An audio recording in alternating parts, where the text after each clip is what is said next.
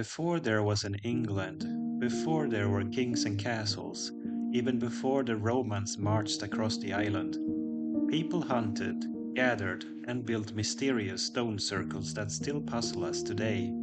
Over thousands of years, this island would become a kingdom, an empire, and a modern nation whose language, ideas, and even stories, from Shakespeare to Harry Potter, spread around the globe. This is the complete history of England, from the first settlers to the dawn of the 21st century.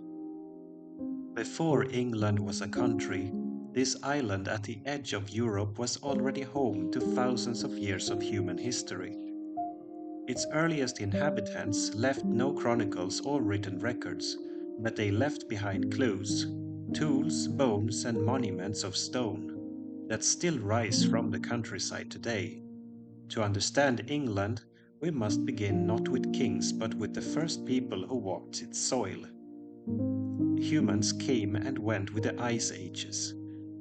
During the coldest periods, glaciers covered much of Britain, and people could not survive here. But during warmer interludes, hunter-gatherers crossed land bridges from continental Europe. Archaeologists have found flint tools from half a million years ago, along with footprints preserved in ancient mud on the Norfolk coast. These early people lived by hunting large animals like mammoths and deer, and by gathering roots, nuts, and berries. Around 10,000 years ago, the last ice age ended, and the world warmed. Forests spread, and small groups of hunters and fishers moved across the land. At this time, Britain was still connected to Europe by a low-lying plain called Doggerland, stretching across what is now the North Sea.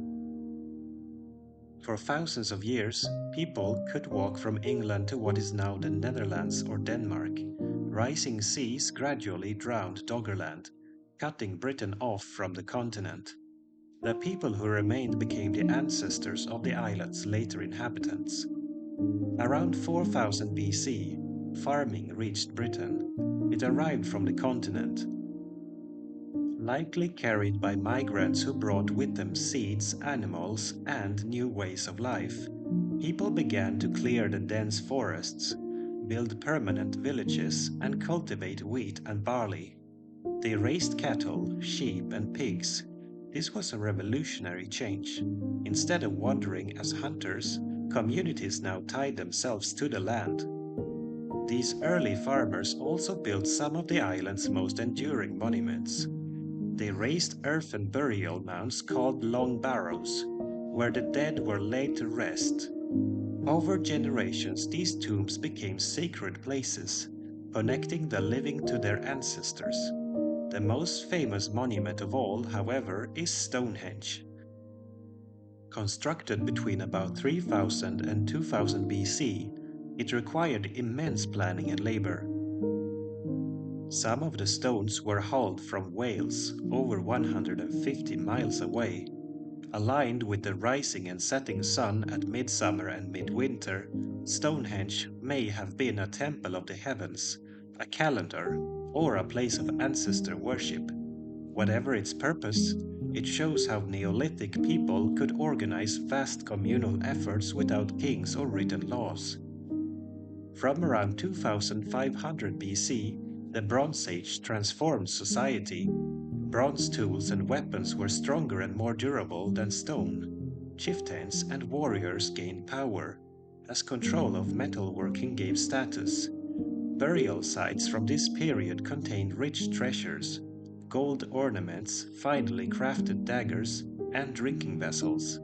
Such graves suggest a society of growing hierarchy, with elites who commanded respect in life and were honored in death. Trade stretched far beyond the island. Britain's deposits of tin, essential for making bronze, were valuable across Europe. Merchants exchanged tin for amber, pottery, and exotic goods from as far as the Mediterranean. Even at this early stage, Britain was not isolated. It was tied into a larger world of exchange and influence. By 800 BC, the Iron Age had begun. Iron was abundant, and weapons and tools became cheaper and more common. Society shifted again. Powerful tribal kingdoms arose, each led by warrior chieftains. Across the countryside, people built hill forts, great earthworks topped with palisades, such as Maiden Castle in Dorset. These served both as strongholds in war and as centers of trade and community life. This was the age of the Celts, though that word can be misleading. The Celts were not a single people, but many tribes across Europe who shared similar languages and traditions. In Britain, Celtic art blossomed, with intricate spirals, knotwork, and animal motifs carved into jewelry and weapons. They were a people of oral tradition, passing down stories, laws, and religion, not in writing but by word of mouth. The tribes of England worshipped gods of nature, deities of rivers, forests, and the sky. Sacred groves and springs became centers of ritual. Presiding over these ceremonies were the Druids, priests, judges, and teachers. Roman writers describe them as wise men with great authority, though much of what we know is colored by Roman hostility toward them. The Celts were also fierce warriors. They fought with iron swords and spears, carried large oval shields, and sometimes charged into battle painted with blue dye, a practice that gave rise to legends of the Painted Britons. Their society valued bravery, feasting, and heroic deeds, celebrated in epic poems recited around the fire. But life was not only about war. Most people were farmers, living in roundhouses of timber and thatch, tending fields and animals. Villages bustled with craftwork, weaving, pottery, and metalworking. Communities were bound by kinship and loyalty to their chieftains. By the 1st century BC, Britain was no longer unknown. Traders and explorers carried tales of the island to the Mediterranean. Greek geographers described it as a distant land of tin and amber. Roman merchants brought wine, glass, and fine pottery in exchange for hides, slaves, and metal. Coins minted in Gaul crossed the Channel, and soon British tribes struck their own.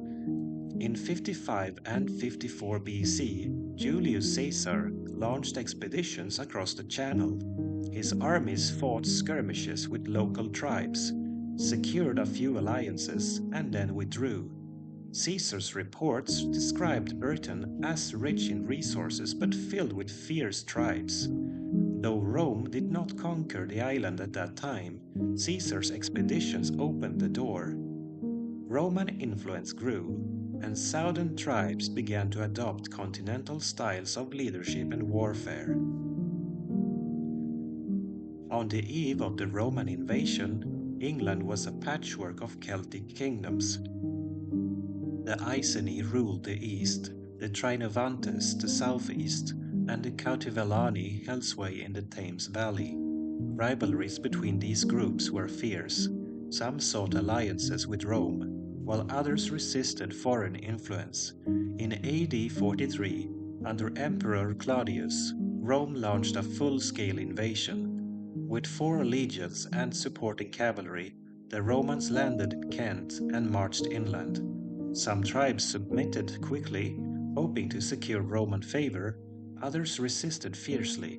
The conquest had begun, and England's fate would now be tied to one of the greatest empires the world had ever known. Almost a century earlier, Julius Caesar had crossed the sea twice, fought skirmishes with local tribes, and then returned to Gaul. His expeditions were brief, but they left a mark on Rome's imagination. Britain was rich in resources: tin, grain, cattle, slaves, and even pearls.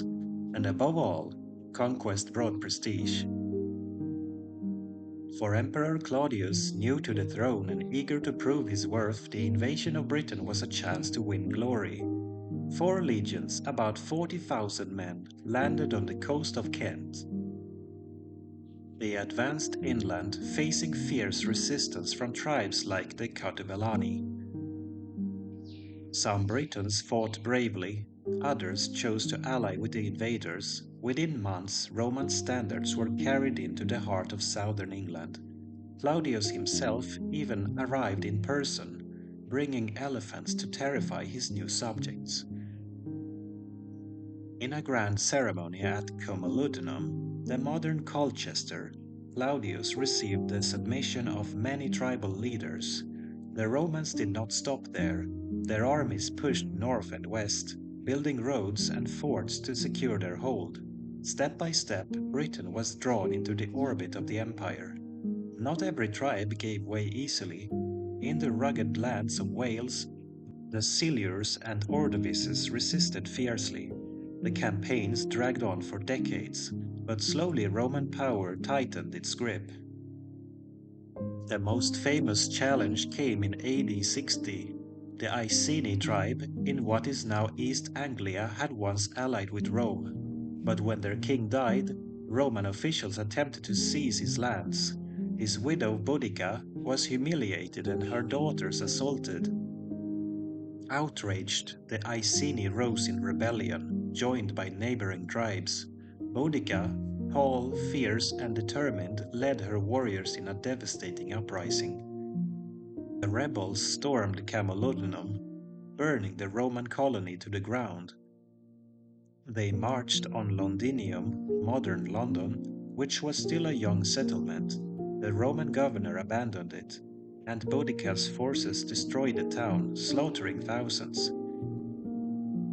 By the time they marched north to Verulamium, modern St. Albans, southern Britain was in flames. Ancient writers claim over 70,000 Romans and their allies were killed. The rebellion was eventually crushed by Roman legions in a decisive battle, but Boudica's name lived on. To later generations, she became a symbol of defiance, the warrior queen who dared to resist the empire. After Boudica's revolt, Rome consolidated its hold. Over the next centuries, Britain became a Roman province, though never entirely subdued. The Romans built a network of roads, straight and solid, linking forts and towns across the land. Some of those roads, Watling Street, Fosse Way, Ermine Street, still shape the routes of English highways today. Towns flourished, Londinium became a bustling port on the Thames, while places like Verulamium, Cirencester, and York grew into centers of trade and administration. Villas spread through the countryside, where wealthy landowners farmed grain, raised livestock, and lived in mosaic-floored houses with underfloor heating. Public baths, amphitheaters, and temples gave provincial towns a touch of Roman life.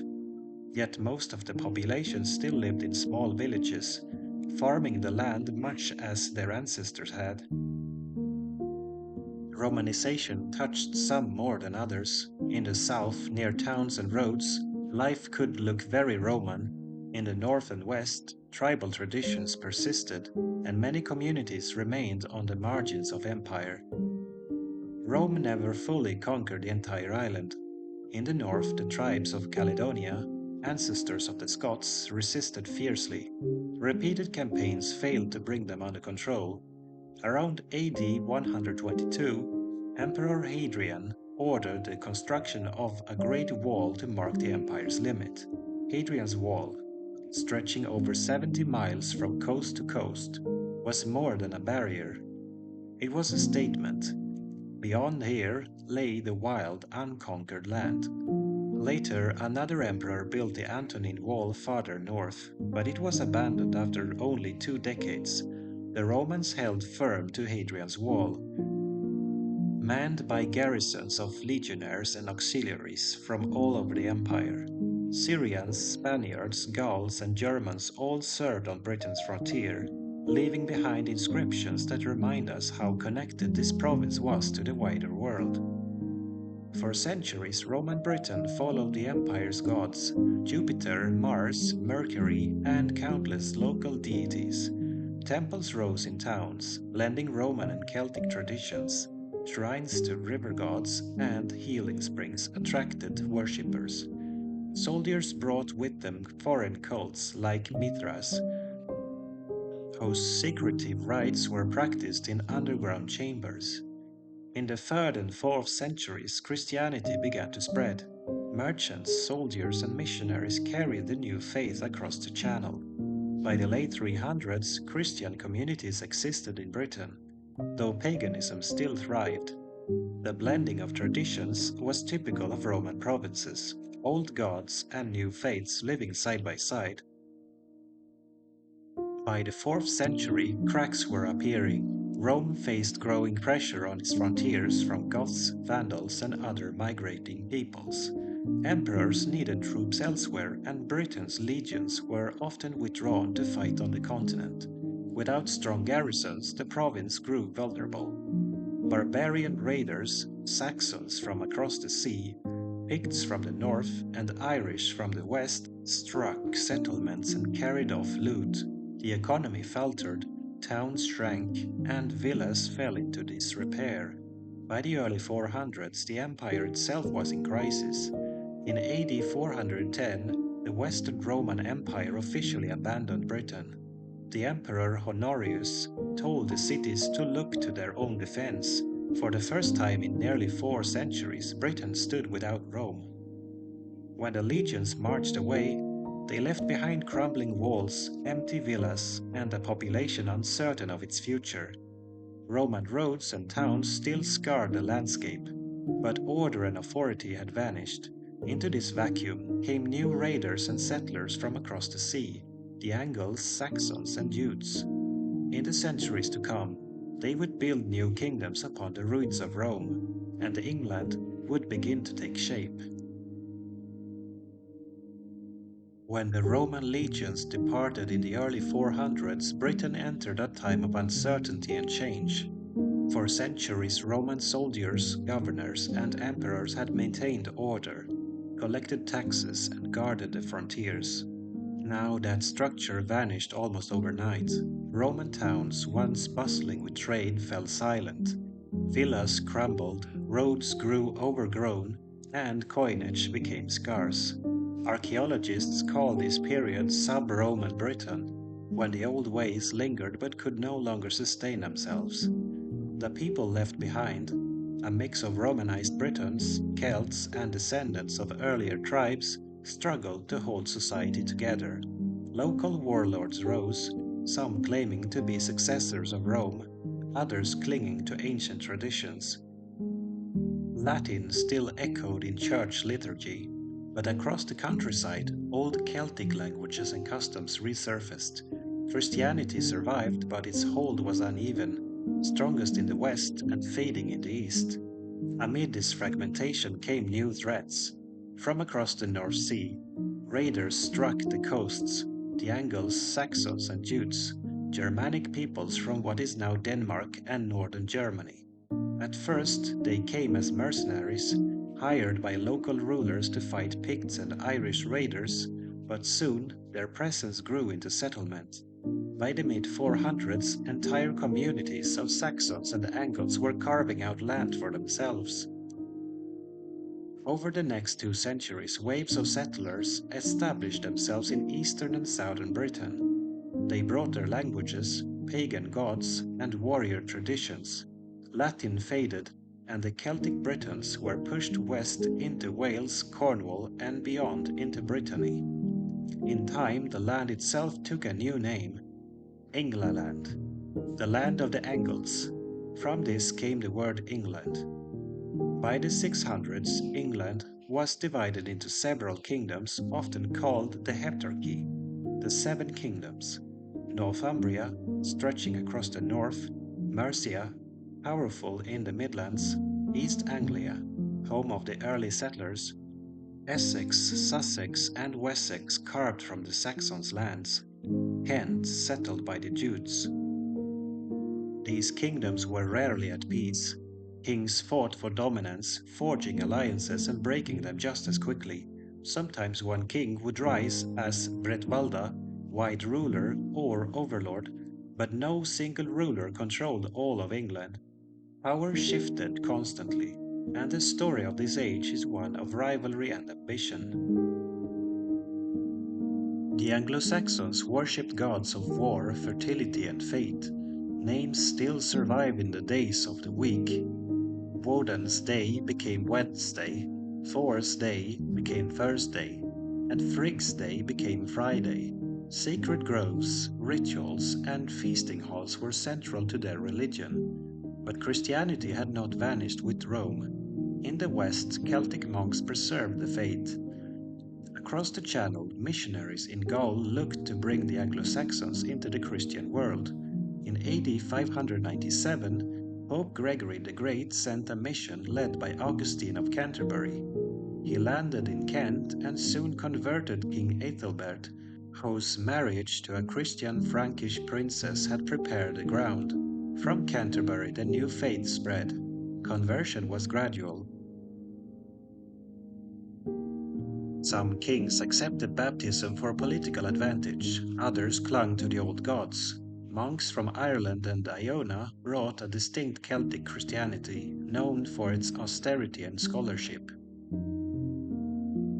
At the Synod of Whitby in 664, leaders chose to align with Roman practices, bringing unity to English Christianity. With Christianity came literacy. Monks established monasteries where scribes copied manuscripts and preserved knowledge. One of the most famous centers was Lindisfarne, a monastery on a tidal island in Northumbria.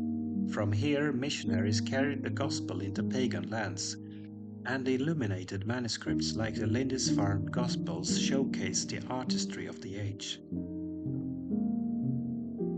Northumbria also produced the Venerable Bede, a monk whose ecclesiastical history of the English people, written around 731, remains one of the best sources of this era.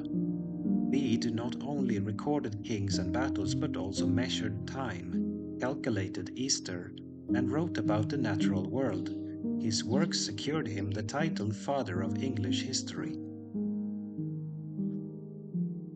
Most people lived in small villages and wooden huts with thatched roofs. They farmed barley, rye, and wheat, kept sheep and pigs, and brewed ale. Life was hard and short, but communities were close-knit. Law codes reveal a society concerned with order and compensation. Crimes were punished not always by death but by fines, a system called vergild, or man price, where each person's life had a value. Society was hierarchical. Kings, nobles, freemen, and slaves. Warriors fought for their lords, bound by loyalty in exchange for protection and gifts. Poetry and song celebrated their deeds. The most famous surviving poem, Beowulf, tells of a hero who battles monsters and dragons, blending myth with values of courage and loyalty. Though set in Scandinavia, it reflects the warrior culture of Anglo-Saxon England. By the late 700s, a new danger loomed.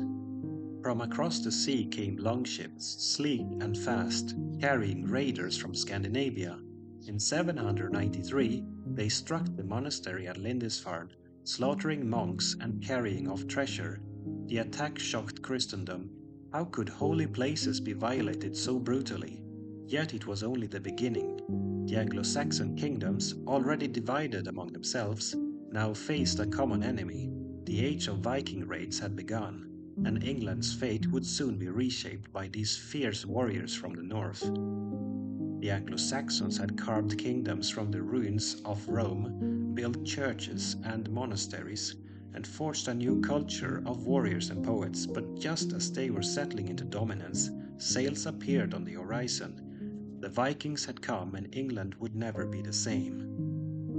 In the summer of 793, a storm broke over Anglo-Saxon England, but it was not of wind or rain. Longships appeared off the coast of Northumbria, and warriors poured into the holy island of Lindisfarne. They slaughtered monks, looted the monastery, and carried away gold and sacred relics. The chronicles recorded the event with horror. Never before had such terror come to the land. To contemporaries, it felt like the end of the world. In truth, it was the beginning of the Viking Age. The Vikings, seafarers from Norway, Denmark, and Sweden, had long ranged across the seas, trading and exploring. But in the late 8th century, their raids grew in scale and frequency. English monasteries, with their wealth and lack of defenses, made easy targets. Lindisfarne was followed by attacks on Jarrow, Iona, and other sacred sites. At first, these were hit-and-run raids. Ships would strike swiftly, seize treasure, and vanish before local forces could respond.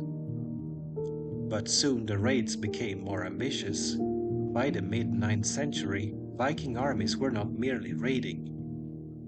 They were invading, settling, and seeking to carve out kingdoms of their own. In 865, a vast force known as the Great Heathen Army landed in England. Led by legendary figures such as Ivar the Boneless and Halfdan Ragnarsson, they sought conquest rather than plunder. Moving from kingdom to kingdom, they crushed resistance. Northumbria fell, its kings deposed. East Anglia was overrun, its ruler killed. Mercia, once a dominant power, was weakened. By the late 9th century, only one kingdom held firm against the Viking tide, Wessex, under the rule of Alfred the Great. Alfred, King of Wessex from 871 to 899, faced daunting odds. His kingdom was nearly destroyed by Viking attacks. For a time, he fled into the marshes of Somerset, gathering what forces he could, but Alfred was resourceful. In 878, he rallied his army and won a decisive victory at the Battle of Edington, forcing the Viking leader Guthrum to accept baptism and retreat. Alfred did more than defend his kingdom. He reorganized the military, building fortified towns called burhs across Wessex, so no community would be left undefended. He also built a navy of ships to challenge the Vikings at sea. Beyond warfare, Alfred valued learning.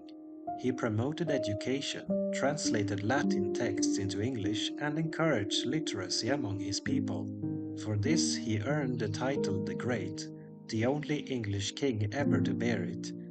Though Alfred secured Wessex, much of England remained under Viking rule. This territory, stretching across the north and east, became known as the Danelaw. Land where Danish law and customs prevailed. Towns like York became Viking strongholds, thriving with trade and craft. Over time, the lines blurred. Vikings settled as farmers, married into local families, and adopted Christianity. Place names in much of northern and eastern England still carry their legacy. Names ending in B, meaning farm, or thorp, meaning village. The English language itself absorbed Norse words like sky, egg, and knife. Out of conflict came cultural blending, reshaping England's identity. After Alfred's death, his successors continued the struggle. His son Edward and grandson Aethelstan expanded Wessex power. In 1937, Aethelstan achieved a great victory at the Battle of Brunanburh, defeating a coalition of Scots, Norse, and Welsh. Chroniclers hailed it as the moment England truly became a united kingdom. For a time, the dream of unity seemed secure, yet the Viking threat never vanished. In the late 10th and early 11th centuries, new waves of raiders, often supported by powerful Scandinavian kings, struck again. England paid enormous sums of Danegeld, tribute to buy peace, but peace never lasted long. In the year 1016, the Danish prince Knut the Great conquered England after defeating Edmund Ironside. Knut ruled not only England but also Denmark and Norway, creating a North Sea empire. Despite being a conqueror, he governed wisely, respecting English customs and supporting the church. His reign brought stability, and some later remembered him as a just king. But after Knut's death in 1035, his empire fragmented. England returned to the rule of the Anglo-Saxon line, under Edward the Confessor. Pious and reserved, Edward built Westminster Abbey, but his lack of an heir left the kingdom vulnerable. Rival claimants circled like hawks. When Edward the Confessor died in January 1066, a succession crisis erupted. Three men claimed the throne: Harold Godwinson, the powerful English earl chosen by the nobles; Harald Hardrada, King of Norway claiming descent from earlier Viking rulers; William, Duke of Normandy, across the Channel, who claimed Edward had promised him the crown. The stage was set for one of the most dramatic years in English history. Battles loomed and the future of the kingdom hung in the balance. For nearly 3 centuries, England had struggled against the fury of Viking raids and the power of Scandinavian kings, yet the Norsemen had also left deep marks on its land, its language and its people. Now, as 1066 dawned, the age of Vikings gave way to the age of Normans. England stood on the threshold of conquest once again, and nothing would ever be the same. The year 1066 is one of the most famous turning points in English history. With the death of Edward the Confessor, the kingdom faced a storm of rival claims. In January, Harold Godwinson was crowned king, chosen by the English nobles, but far to the north Harald Hardrada of Norway prepared an invasion. While across the Channel, Duke William of Normandy waited for his chance. In September, Hardrada landed in northern England with a great fleet. Harold Godwinson marched swiftly to meet him, defeating the Norwegians at the Battle of Stamford Bridge in a brutal clash. Hardrada was slain, his army destroyed, England rejoiced, but the relief was short-lived. Even as Harold celebrated victory in the north, William crossed the Channel with his Norman knights. Harold marched his weary army south and met him near Hastings on October 14, 1066. The Battle of Hastings was long and bloody. Harold's shield wall held firm through repeated Norman charges, but in the end Norman cavalry and archers broke the English line. Harold himself was killed, famously said to have been struck in the eye by an arrow. William was victorious. Within weeks he was crowned King of England in Westminster Abbey. William set about securing his new kingdom with ruthless efficiency. Norman castles rose across the land, motte and bailey fortresses of earth and timber at first, then great stone keeps like the Tower of London. These castles were symbols of dominance, designed to intimidate and control. The Normans introduced feudalism. Land was taken from Anglo-Saxon nobles and granted to William's followers in return for loyalty and military service. The great families of England now owed everything to the king. The old Anglo-Saxon elite was swept away, replaced by Norman lords and bishops. In 1086, William ordered a survey of his realm, recording every village, field and household. The result was the Domesday Book, a vast catalogue of landholding and resources. To contemporaries, it felt like the final judgment. Nothing was left uncounted. For historians today, it remains an invaluable window into the 11th century England.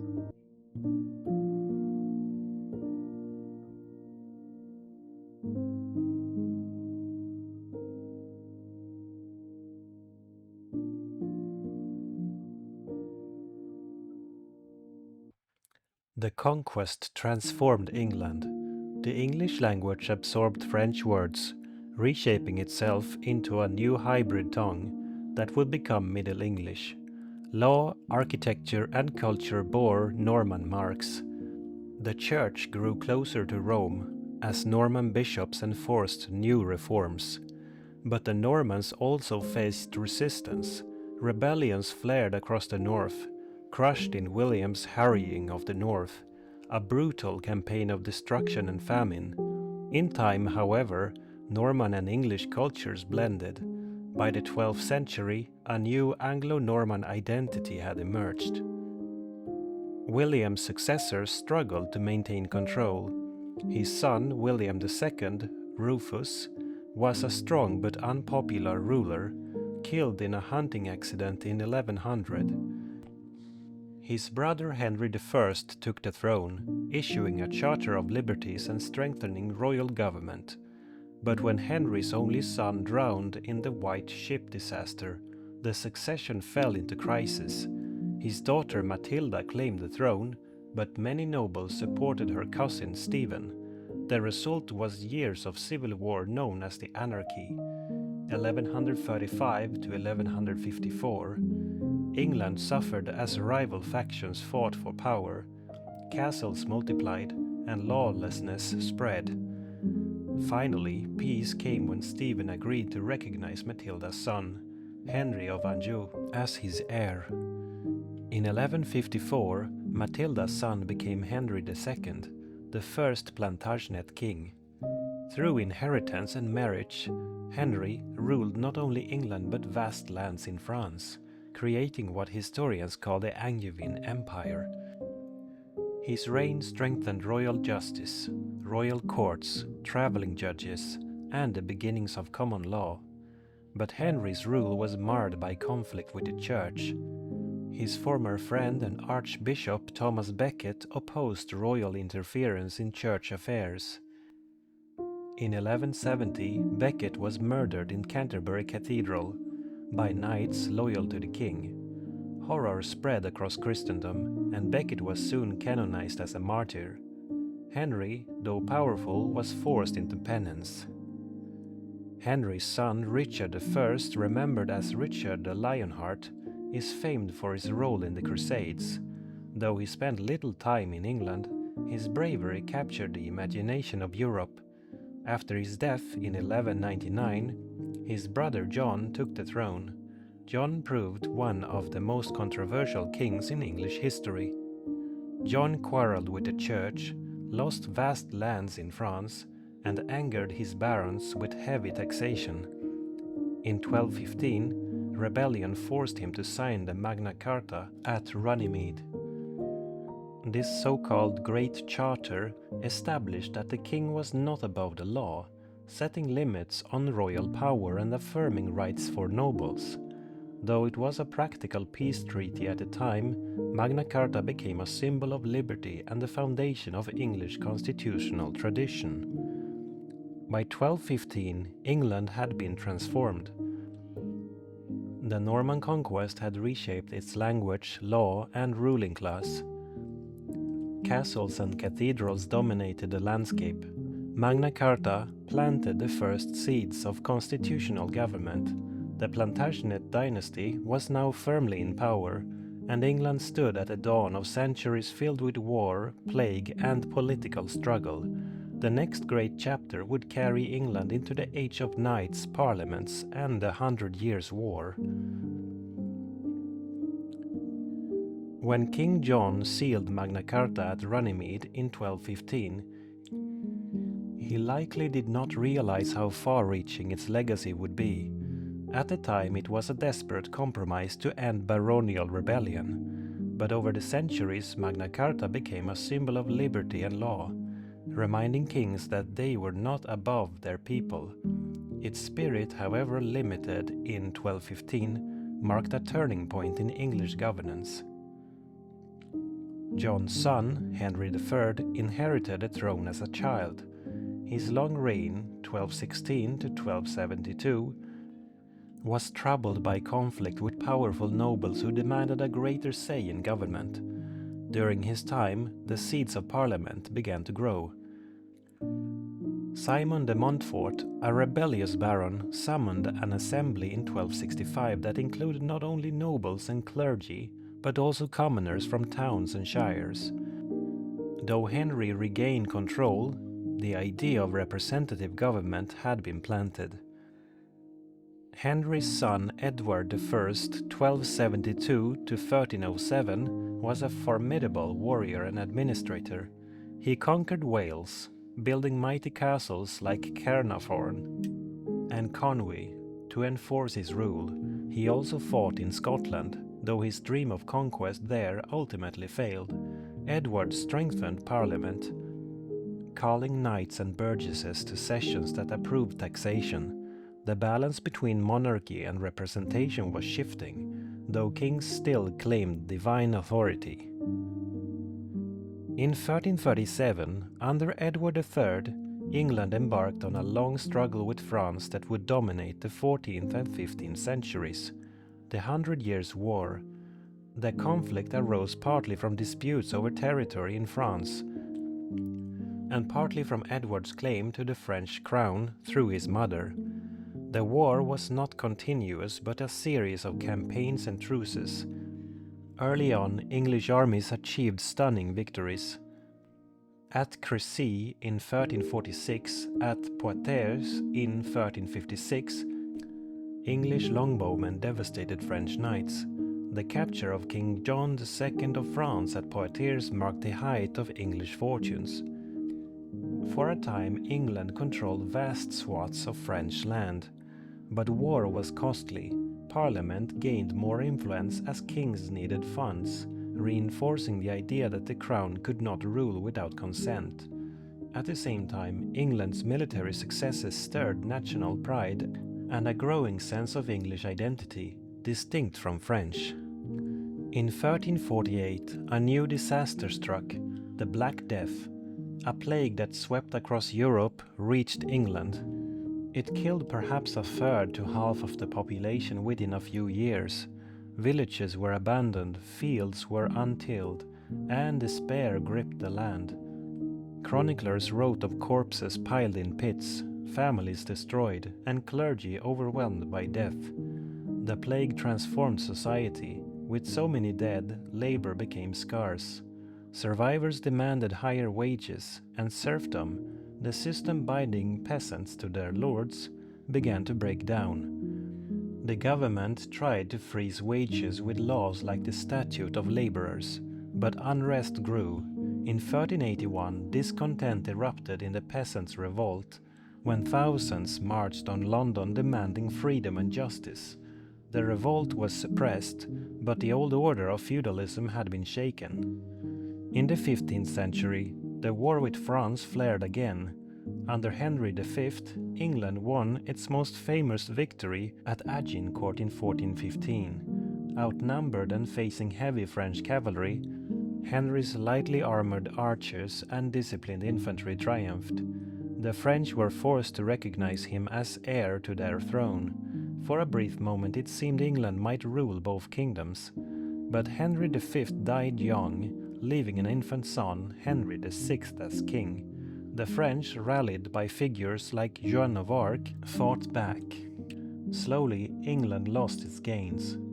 By 1453, only Calais remained in English hands.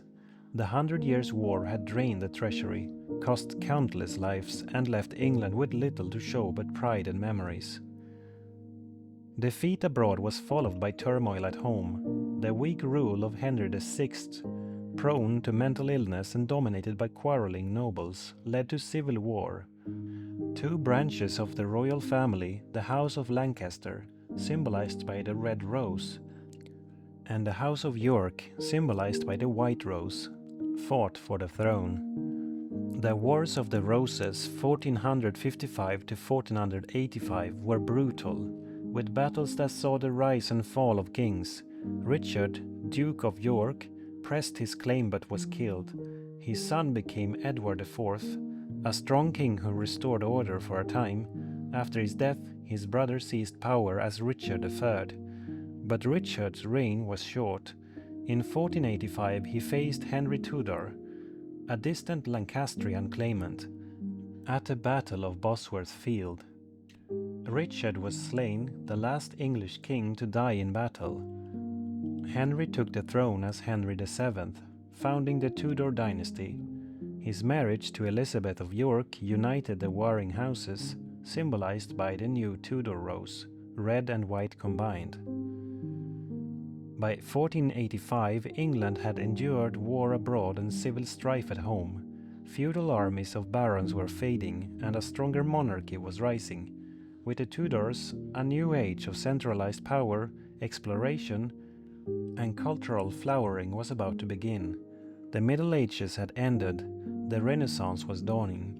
England was stepping into the modern world. In 1485, the Wars of the Roses came to a close on the battlefield at Bosworth. Richard III lay dead, and Henry Tudor was crowned as Henry VII, the first Tudor king. His marriage to Elizabeth of York united the rival houses of Lancaster and York, symbolized by the Tudor rose, red and white combined. After decades of turmoil, England at last had a monarch who brought stability. Henry VII ruled with caution and skill. He ended the feudal chaos by weakening the power of the barons, reducing their private armies and strengthening royal finances. Careful taxation and frugality made the crown wealthy again. He also forged alliances through marriage, securing peace with Spain by marrying his son Arthur to Catherine of Aragon. Henry VII's reign laid the foundation for a stronger monarchy. When he died in 1509, he left a secure throne and a prosperous kingdom to his second son, Henry VIII. Few kings have left such a lasting mark as Henry VIII. Tall, athletic and ambitious, he is remembered for his 6 marriages and for reshaping the church in England. At first, Henry was a devout Catholic, even receiving the title Defender of the Faith from the Pope for opposing Protestant ideas. But his desire for a male heir changed everything. His marriage to Catherine of Aragon produced only one surviving child, Mary. Henry sought an annulment to marry Anne Boleyn, but the Pope refused. In response, Henry broke with Rome. Through Acts of Parliament, he declared himself head of the Church of England, beginning the English Reformation. Monasteries were dissolved, their lands and wealth seized by the crown. Henry's new church kept many Catholic traditions, but the break with the Pope was final. England had taken its first step toward Protestantism. Henry's marriages shaped both his family and his kingdom. Anne Boleyn bore him Elizabeth but was executed for alleged treason. Jane Seymour gave him a son, Edward, before dying in childbirth. 3 more wives followed, 2 divorced and 1 outliving him. When Henry died in 1547, his legacy was a stronger monarchy, a transformed church, and 3 children destined to rule in turn. Henry's son, Edward VI, became king at just 9 years old. During his short reign, 1547 to 1553, Protestant reforms deepened. Services were conducted in English rather than Latin, and the Book of Common Prayer was introduced. But Edward died young, and the crown passed to his half-sister Mary I, daughter of Catherine of Aragon. A staunch Catholic, Mary sought to restore the old faith. She married Philip II of Spain and persecuted Protestants, burning hundreds at the stake. Her harsh measures earned her the grim nickname Bloody Mary. When she died in 1558 without an heir, the throne passed to her half-sister Elizabeth. Elizabeth I, daughter of Anne Boleyn, became one of England's most iconic monarchs. Intelligent, cautious and charismatic, she reigned for 45 years, 1558 to 1603. She restored Protestantism but in a moderate form, creating a church settlement that balanced Catholic and Protestant elements. The Elizabethan religious settlement gave England a new sense of stability after decades of upheaval. Elizabeth faced challenges from abroad. Catholic powers, especially Spain, saw her as illegitimate. Tensions climaxed in 1588 when King Philip II launched the Spanish Armada, a massive fleet intended to invade England. English ships, aided by storms, scattered and defeated the Armada. The victory was celebrated as proof that God favored Elizabeth's rule and secured England's independence from foreign domination. At home, Elizabeth fostered an age of exploration and culture. Seafarers like Francis Drake circumnavigated the globe, while Walter Raleigh attempted colonies in the New World. Meanwhile, the arts flourished. William Shakespeare, writing plays for the London stage, gave England timeless works like Hamlet, Romeo and Juliet, and Macbeth. The Elizabethan era became known as England's Golden Age. Despite her many successes, Elizabeth never married and left no heir. She became known as the Virgin Queen, married only to her kingdom. When she died in 1603, the Tudor dynasty ended. The crown passed to her cousin James VI of Scotland, who became James I of England, uniting the two kingdoms under one monarch.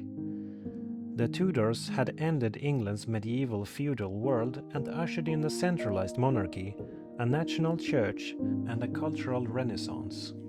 Now, with the union of the English and Scottish crowns, a new dynasty, the Stuarts, would inherit the throne. Their rule would bring both brilliance and turmoil, civil war, revolution, and the first steps toward constitutional monarchy. For the first time, England and Scotland shared the same monarch. James, son of Mary, Queen of Scots, styled himself King of Great Britain, though the two kingdoms remained legally separate. His reign began with high hopes, but soon the Stuarts would face conflicts that shook England to its core. James I was an intelligent man, fond of learning and writing, but often clumsy in dealing with Parliament. He believed strongly in the divine right of kings, the idea that monarchs ruled by God's will and were accountable only to him. Parliament, however, insisted on its rights to approve taxation and shape policy. The seeds of future conflict were already visible. James sponsored a new translation of the Bible, published in 1611. The King James Bible became one of the most influential texts in the English language, shaping speech and literature for centuries. But he also faced discontent from religious groups. Puritans wanted to further reform the Church of England, while Catholics longed for toleration. Tensions erupted in the infamous Gunpowder Plot of 1605, when Guy Fawkes and fellow conspirators tried to blow up Parliament and the King. The plot failed, but fear and mistrust deepened. James' son Charles I inherited the throne in 1625. Handsome and dignified, he shared his father's belief in royal authority, but lacked his political skill. Charles clashed repeatedly with Parliament over money and religion. When Parliament resisted his demands, he dissolved it and ruled alone for 11 years, raising funds through unpopular taxes. His religious policies alienated many. Charles married a Catholic princess, and his attempts to impose uniform practices angered Puritans and Scots alike. By the late 1630s, rebellion broke out in Scotland, forcing Charles to recall Parliament for funds. The Long Parliament seized a chance to demand reforms. Both sides dug in, and by 1642, compromise was impossible. England slid into civil war. The war divided families, towns, and regions. On one side stood the Royalists, or Cavaliers, loyal to the king, strong in the north and west. On the other side were the Parliamentarians, or Roundheads, drawing support from London, the Navy, and much of the southeast. Early battles were indecisive, but Parliament gradually gained the upper hand. A new model army, disciplined and inspired by Puritan zeal, emerged under the leadership of Oliver Cromwell. In 1645, at the Battle of Naseby, Cromwell's cavalry smashed the king's forces. By 1646, Charles had surrendered. Peace proved elusive. Charles refused to accept limits on his power. In 1649, after renewed fighting, Parliament put him on trial for treason. In a moment that stunned Europe, Charles I was executed outside Whitehall Palace. For the first time, an English king had been publicly tried and killed by his own people. England was declared a republic, the Commonwealth, governed by Parliament. In reality, power soon concentrated in the hands of Cromwell and his army. As Lord Protector, Cromwell ruled with stern authority. He crushed uprisings in Ireland with brutal campaigns, subdued Scotland, and enforced Puritan morality in England. Theatres were closed, festivals suppressed, and strict laws governed daily life. Yet Cromwell also promoted trade and expanded England's navy. Under his rule, England began to grow into a maritime power, competing with the Dutch and Spanish. Cromwell died in 1658, leaving the protectorate to his son Richard, who lacked his father's authority. Chaos returned, and by 1660 the nation turned once more to monarchy. Charles II, son of the executed king, was invited back to reclaim the throne. The restoration brought relief and celebration. Theatres reopened, lively court life returned, and England seemed ready to forget its years of turmoil. But problems remained. Religious tensions persisted, as Catholics and dissenters faced restrictions. Plague struck London in 1665, killing tens of thousands. The following year, the Great Fire of London swept through the city, destroying thousands of homes but also clearing space for the rebuilding of a modern capital. Architect Christopher Wren's new St. Paul's Cathedral rose as a symbol of renewal. Charles II was a skilled politician, balancing factions, but he left no legitimate heir. His brother James II, a Catholic, succeeded him in 1685. James II quickly alienated his subjects. His open Catholicism and attempts to promote tolerance for Catholics alarmed Protestants who feared a return to papal rule. When his queen bore a son in 1688, raising the prospect of a Catholic dynasty, opposition hardened. Leading nobles invited William of Orange, husband of James's Protestant daughter Mary, to intervene. William landed with an army and James fled to France. This bloodless transfer of power became known as the Glorious Revolution. William and Mary accepted the crown under new conditions. The Bill of Rights 1689 confirmed that the king could not suspend laws, levy taxes, or maintain a standing army without Parliament's consent. It established freedom of speech in Parliament and set limits on royal authority. England had become a constitutional monarchy where power was shared between Crown and Parliament. The 18th century began with the reign of Queen Anne, the last Stuart. Her time saw the Act of Union, 1707, which joined England and Scotland into the single kingdom of Great Britain. England, once a divided land of tribes and feudal lords, was now part of a united kingdom, with growing global ambitions. Anne died in 1714 without surviving heirs, and the crown passed to her distant relatives, the Hanoverians of Germany. With them came a new era of commerce, empire, and industry. The Stuart age had witnessed revolution, regicide, and the birth of constitutional monarchy. By 1714, the foundations of modern Britain were laid. Ahead lay the rise of the Hanoverian dynasty, the Industrial Revolution, and a global empire that would make Britain the most powerful nation on earth. In 1714, the death of Queen Anne ended the Stuart line. By the rules of succession, the throne passed to a distant relative, George, Elector of Hanover, a small German state. George was the closest Protestant heir, and so he became George I of Great Britain, beginning the Hanoverian dynasty. George I spoke little English and relied heavily on ministers to govern. This strengthened the role of Parliament and gave rise to the modern system of cabinet government. One minister, Robert Walpole, became the first to be recognized as Prime Minister, a title that reflected the shifting balance of power from monarch to Parliament. George II and George III followed. Under their reigns, Britain expanded overseas. North America and the Caribbean became key colonies, bringing wealth through trade in sugar, tobacco, and later cotton. But expansion also brought conflict. Tensions grew between Britain and its American colonies, fueled by disputes over taxation and representation. When George III's government imposed new taxes, colonists protested with the slogan "No taxation without representation." In 1776, 13 colonies declared independence, launching the American Revolution.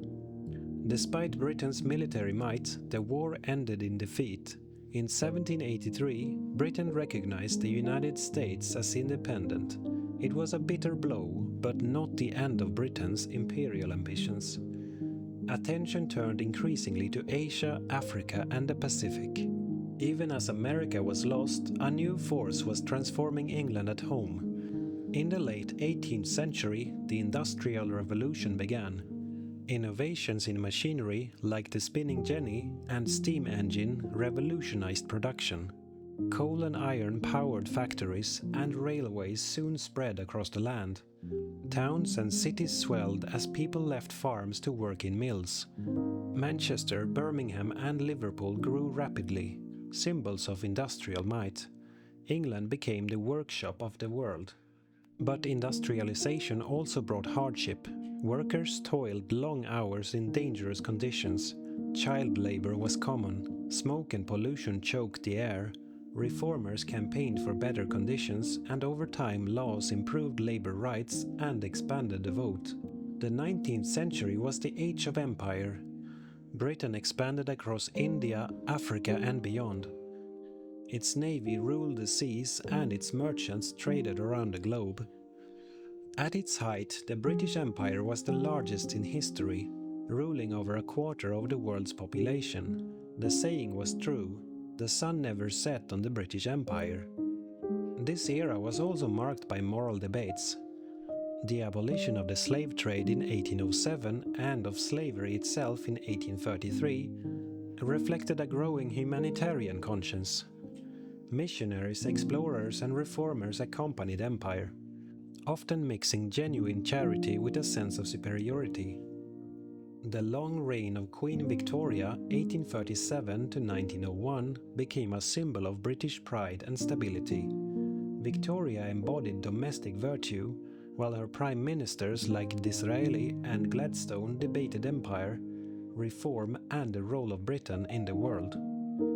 It was an age of invention. The telegraph, photography, and electricity changed daily life.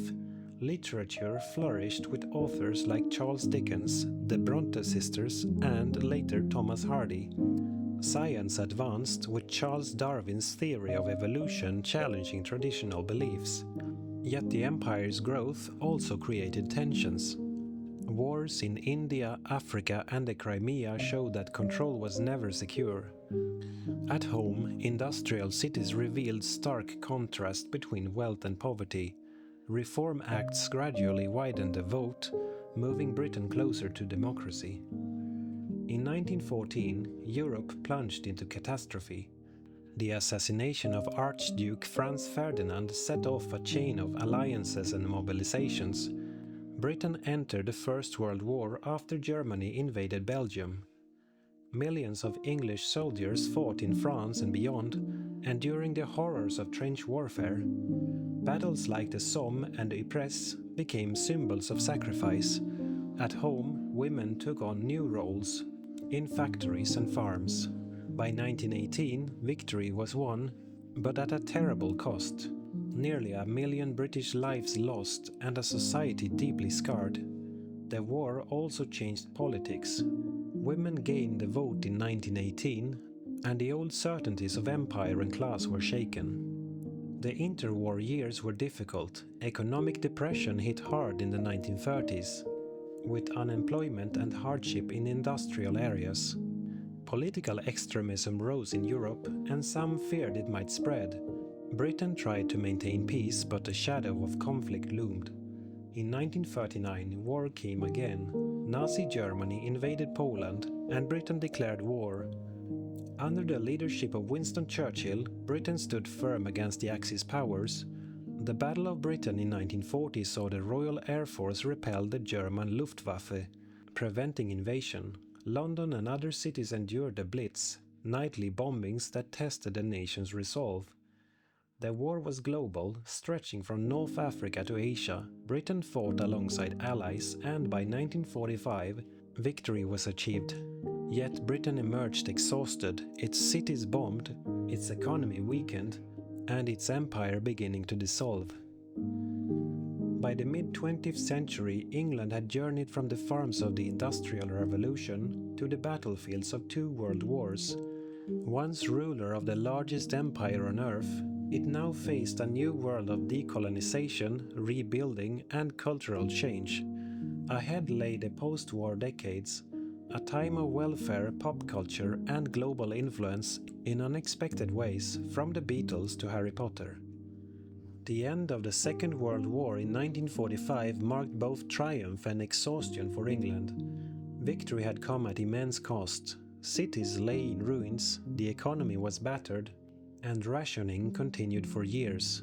Yet from the hardship, a new vision for society emerged, one built on fairness, welfare, and hope.